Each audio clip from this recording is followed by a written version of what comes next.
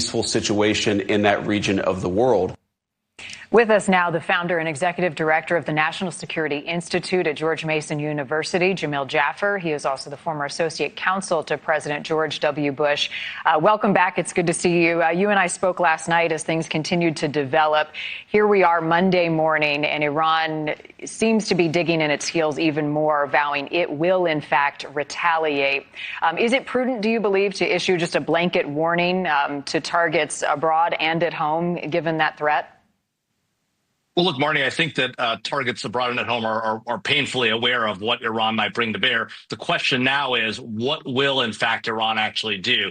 You could imagine them undertaking a strike against U.S. facilities in the Middle East or elsewhere, but it being a limited strike. We saw that happen in the context of the Qasem Soleimani attack, where we took out their senior leader, the head of the Iranian Revolutionary Guards Quds Force. They responded with an attack on American facilities. That largely ended it. But they have to understand that President Trump and Vice President Vance, you just played that clip, have been very clear. If the Iranians want a fight, the United States will step up and punch back. And they should be aware of that and understand that they need to be very cautious with what they do next year. Iran's ability to respond, Jamil, I mean, they'd like to think the world is guessing as to what they might do. But logistically, how have these strikes diminished their might?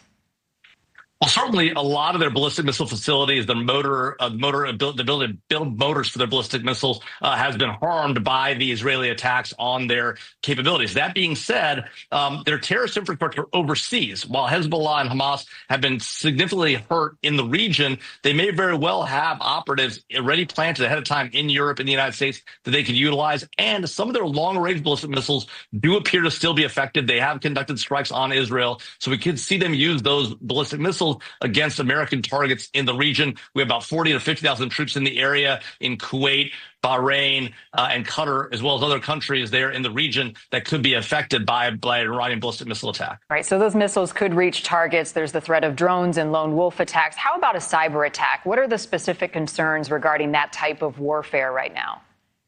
Well, Marty, Iran is one of the top 4 or 6 nations in the world with cyber. Obviously, the United States, China, and Russia are the top group. But then beyond that, you look at Iran and North Korea, they have very real capabilities in this domain.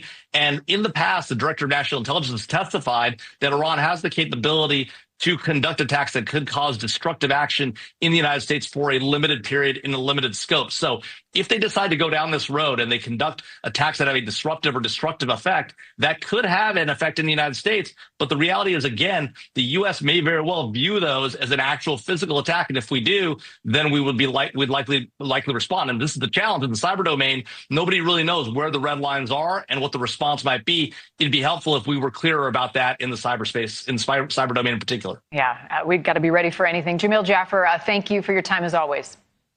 Thanks, Marnie. After the break.